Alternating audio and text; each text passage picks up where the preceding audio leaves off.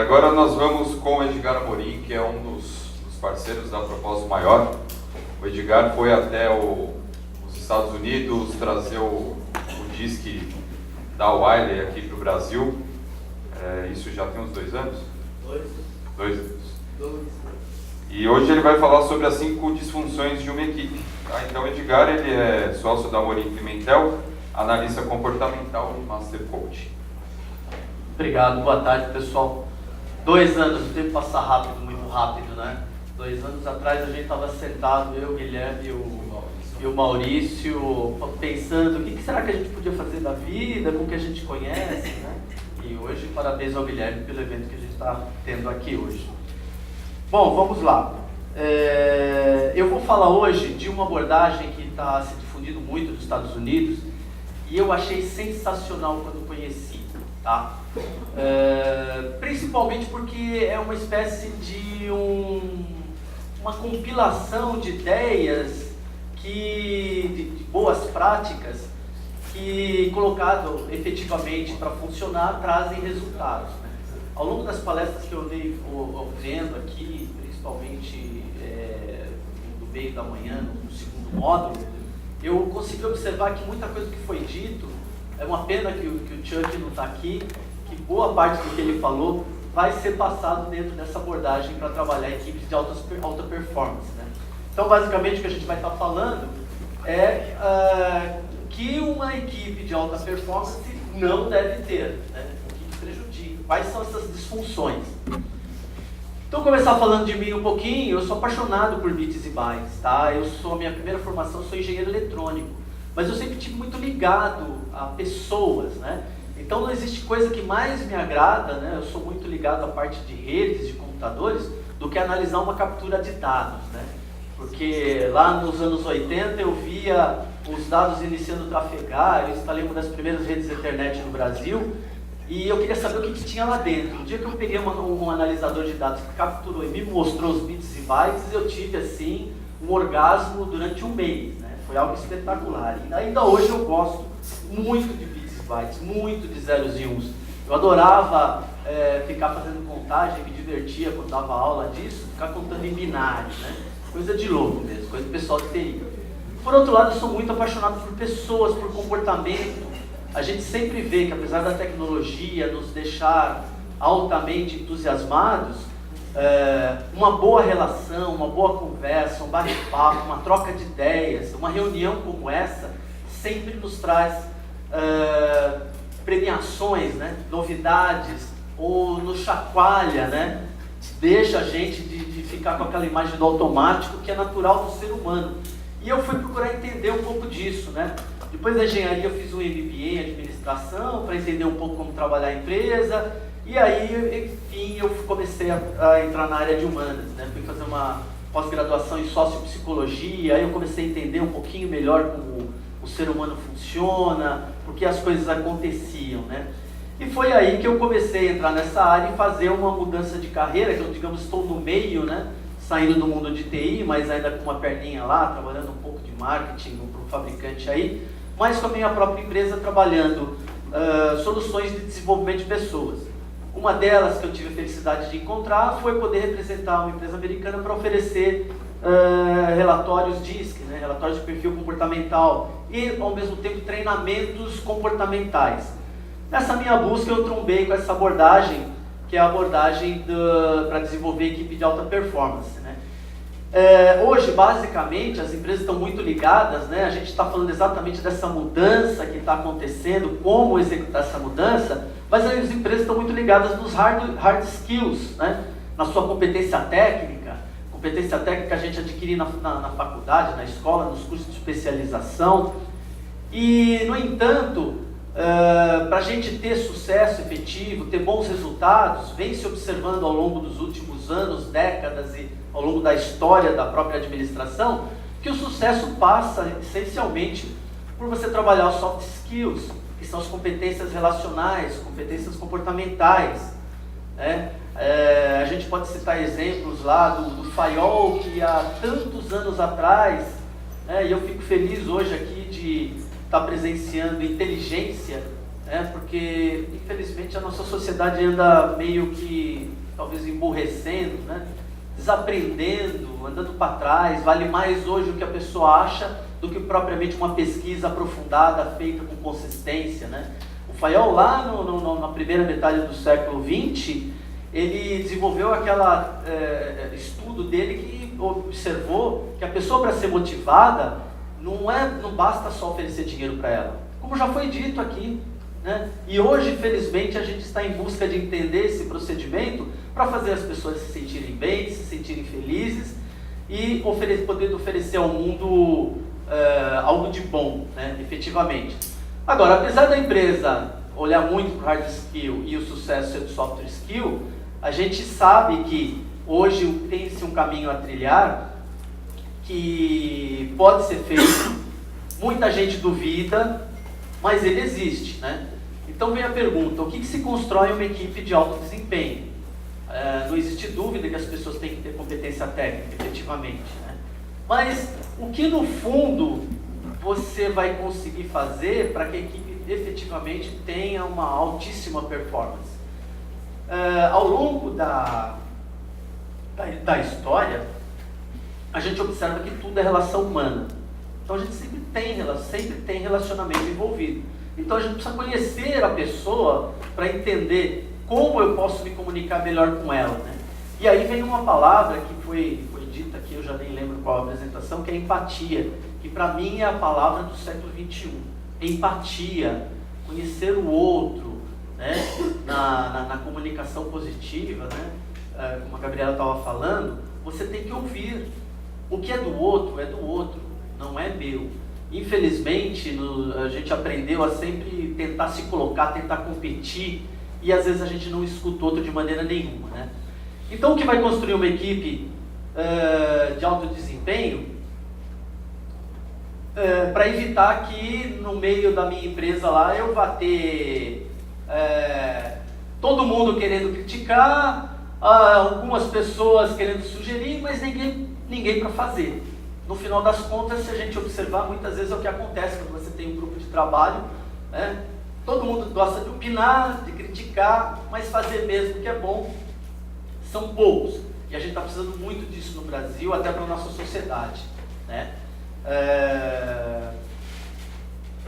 Então, quais são essas 5 disfunções que a gente pode trabalhar para ter uma equipe de alta performance? Vamos lá. Esse modelo ele foi criado por um consultor americano chamado Patrick Lencioni. E ele está tendo muito sucesso há muitos anos, porque ele vai direto ao ponto. Ele é um consultor de empresas, trabalha com lideranças, equipes, e observou ao longo do tempo que todas as equipes tinham disfunções em comuns. E ele acabou desenhando, escrevendo esse modelo, que ele é apresentado num livro que chama exatamente as 5 disfunções de uma equipe. Tá? É um livro muito legal. A primeira disfunção é falta de confiança. Uma equipe de trabalho, e vamos aqui definir equipe de trabalho. A equipe de trabalho é composta por um grupo de 3 a 12 pessoas, é uma equipe, que trocam informações entre si. Tá? Então, de repente, o grupo de vendas de uma área comercial não é exatamente uma equipe de trabalho, porque todos vão reportar para o gerente somente. Elas não vão ter muita interação entre si, porque cada uma está cuidando dos seus clientes. Equipe de trabalho é aquela que realmente vai trocar informações, os diretores de uma empresa, uma equipe de desenvolvimento, que cada um tem que saber o que o outro está fazendo. Essa é uma equipe de trabalho. A falta de confiança, ela é fatal para prejudicar uma empresa. E quando a gente fala de falta de confiança, a gente fala de vulnerabilidade.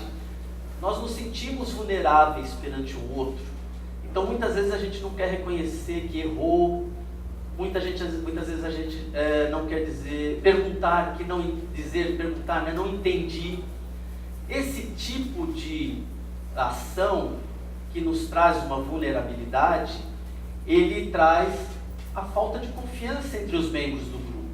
Então, à medida que eu consigo me expressar perante o grupo e me sentir à vontade de questionar o que eu não entendi, de dizer que eu errei, e me sentir à vontade de colocar minha sugestão, eu sei que eu vou falar alguma coisa que pode ser besteira, mas pode ser útil. Se eu ficar quieto não vai ser legal, tá?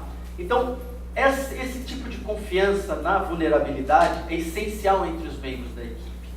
Tá? Se eu tenho essa confiança, eu vou conseguir trabalhar a questão do medo de conflito, que é outra vulnerabilidade de uma equipe.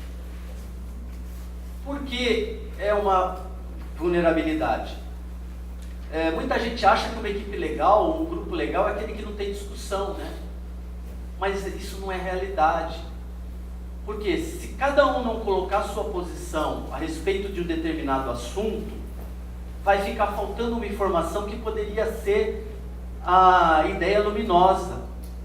E as pessoas são diferentes, elas têm perfis comportamentais diferentes, né? Até existem vários modelos de perfil comportamental para você avaliar. Existe o MBTI, existe o DISC, tá? Onde você vai identificar aonde você se posiciona num estilo de se comportar, de tal maneira que você possa usar ele da melhor maneira possível e desenvolver em situações outros comportamentos quando você precisar, tá certo? Então, quando você está numa reunião onde eu tenho várias pessoas discutindo uma ideia, de repente eu posso ter uma pessoa mais quieta que se sente tímida de colocar suas ideias. E realmente aquela ideia poderia fazer a diferença. Agora, se eu não tiver a confiança no outro, confiança tal vulnerável de me abrir, eu não vou colocar essa ideia. E aí a empresa ou o grupo pode perder uma opção muito boa, maravilhosa. Tá? Então, quando eu estou falando de medo de conflito, eu estou falando que todo mundo tem que colocar a sua opinião. E claro, a minha opinião de repente vai ser diferente da do Guilherme, da do Vitor, de qualquer outra pessoa. E aí você vai defender a sua ideia eventualmente. Então o que a gente precisa nesse nível do modelo é efetivamente ter um espaço em que todos consigam se colocar para que todas as ideias possam ser discutidas, e às vezes isso é acalorado, né? Ninguém gosta de colocar uma ideia e o outro dizer, não vou atender a sua ideia. Não é esse o caminho é todos colocarem as suas ideias e até defender. Então assim, uma equipe quieta demais não é legal, uma equipe também que se estapeia também não é muito bom, né? Não dá certo isso. Mas tem que se achar um meio termo para se discutir ideias. Discussão de ideias é extremamente necessário. Todos numa equipe devem ser ouvidos, tá? E às vezes essas discussões se transformam em discussões acaloradas.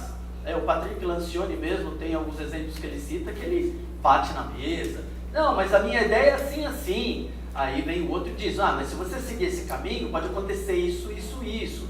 Aí a outra pessoa para e pensa, puxa, realmente pode ser que eu não estivesse com uma ideia tão boa assim, tá? Então é extremamente necessário para a empresa, para o resultado do trabalho que vai ser efetuado, que ocorra a discussão, tá certo? Então se vocês estiverem numa equipe, uma reunião para definir alguma coisa, e tiver alguém que ficou quieto, vocês têm que chamar essa pessoa a falar, porque pode ter uma boa ideia ali, tá certo? E se essa pessoa não está falando, é muito provável que exista falta de confiança, aquela confiança que eu comentei, ele se sente vulnerável ainda. Tem que se saber que, seguindo em frente, mesmo errando, a gente vai continuar o caminho, né? Foi citado aqui aquela questão de, acho que o Chuck comentou, eu errei, ao invés de receber uma bronca, ele fala assim, não, errou, vamos aprender, vamos seguir em frente. Esse que é o caminho, né? Outra disfunção é a falta de empenho, falta de compromisso, tá? Se você não tem uma equipe que tenha confiança uns nos outros, que tem medo de discutir ideias, vai ser difícil a pessoa se empenhar. Empenhar não significa, ou se comprometer, não significa necessariamente concordar. Num grupo de várias pessoas, as ideias são muito diferentes e é pouco provável que todos cheguem a um acordo. Mas o que tem que se entender é, uma vez definida o caminho a seguir, a meta, o objetivo, uma vez escolhido, todos vão se empenhar para que aquilo ocorra. E quando uma pessoa consegue se colocar claramente qual é a opinião dela a respeito de um assunto, mas aquele não foi aceito, ela tem condições, ela se sente mais à vontade de se empenhar, muito mais do que se ela não tivesse expressado a opinião dela.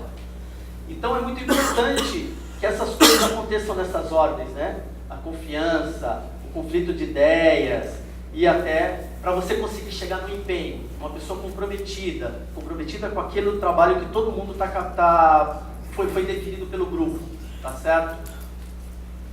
Um outro nível de disfunção da equipe é a fuga da responsabilidade. Se a pessoa não estiver empenhada, muito provavelmente ela não vai estar muito preocupada com ser responsabilizada por aquilo ou não. Então as pessoas têm que estar muito confortáveis numa equipe de alto desempenho para que ela possa cobrar o outro e o outro possa cobrar ela. Eu já ouvi recentemente, quando eu comecei a falar dessa abordagem para alguns amigos, um amigo comentou assim: puxa vida, a gente tem uma equipe de trabalho para entregar um serviço de TI, era até em outro país, mas deu problema. E quando a gente foi conversar com o grupo, mas por que aconteceu isso? Ah, ninguém viu que ia dar problema? Ah, eu vi, mas como não era responsabilidade minha aquela tarefa, eu fiquei com vergonha de falar para o outro que ele estava fazendo errado, né? Isso acontece muito, muitas vezes a gente não tem a motivação, às vezes não tem coragem mesmo de dizer, olha, você está fazendo errado, isso daqui não vai dar certo, porque pode virar uma questão pessoal. Então quando você tem uma equipe que está muito bem alinhada, você está com confiança, você conseguiu discutir as ideias e você está empenhado, todos estão compromissados na realização do objetivo. Então todos têm que estar muito confortáveis de serem cobrados e serem responsabilizados. Às vezes nem precisa ser cobrado. A própria pessoa observa, cometi um erro aqui, pessoal. Como que a gente vai seguir em frente? Alguém pode me ajudar? Até para pedir ajuda. Nós também não somos muito bons, pelo menos até aqui, né, em pedir ajuda. Todo mundo quer seguir o caminho sozinho, né? Então essa é uma outra disfunção. E por fim, a gente tem a desatenção com resultados, tá? Por incrível que pareça, existem algumas pessoas que acreditam que estão trabalhando firmemente para chegar no resultado para a empresa, mas muitas vezes elas estão trabalhando para chegar a resultados próprios, né? Eu conheci recentemente uma pessoa numa empresa que simplesmente ela dizia que eu estou trabalhando para a empresa. Mas se você observava ela estava tentando trabalhar pela empresa, mas tentando se autopromover. Ela queria ter um cargo melhor, queria, digamos, aparecer na empresa, né? E essa atitude dela, que na visão dela era positivo para a empresa, estava sendo bom para ela, mas para a empresa não estava sendo. Então eu preciso ter muito cuidado quando a gente fala de resultados, porque todos têm que estar envolvidos, tem-se que saber qual que é o resultado a ser atingido. E para você contornar isso, muitas vezes é bom você ter um painel de controle, né? Olha, a nossa evolução está aqui, seguiu mais um dia, subiu mais um pouco, até para se ter a percepção total do grupo, do caminho a ser seguido e qual que é a quantidade do caminho percorrido até aquele momento, tá? Então, basicamente, pessoal, esse é o modelo das 5 disfunções, tá? Vocês observam que boa parte do que se falou hoje aqui passa um pouco por cada um desses itens, né? Aqui a gente está falando de pessoas, e isso pode ser aplicado a qualquer tipo de equipe para desenvolver qualquer tipo de resultado, tá certo? Existe um trabalho, eventualmente, que pode ser feito com treinamentos, com programas, para você desenvolver essa habilidade nas pessoas. Porque você vai ter que, quando você fala de comportamento, você vai ter que mostrar para a pessoa como ela é, mostrar como ela pode reconhecer o outro e mostrar como pode haver interação entre essas duas pessoas, né? Então, assim, quando você tem autoconhecimento e tem conhecimento do outro, a relação fica muito mais fácil de acontecer, tá certo? E tomando atenção para cada um desses itens, a gente consegue trabalhar e criar uma equipe de alta performance, tá certo, pessoal? Era isso, obrigado.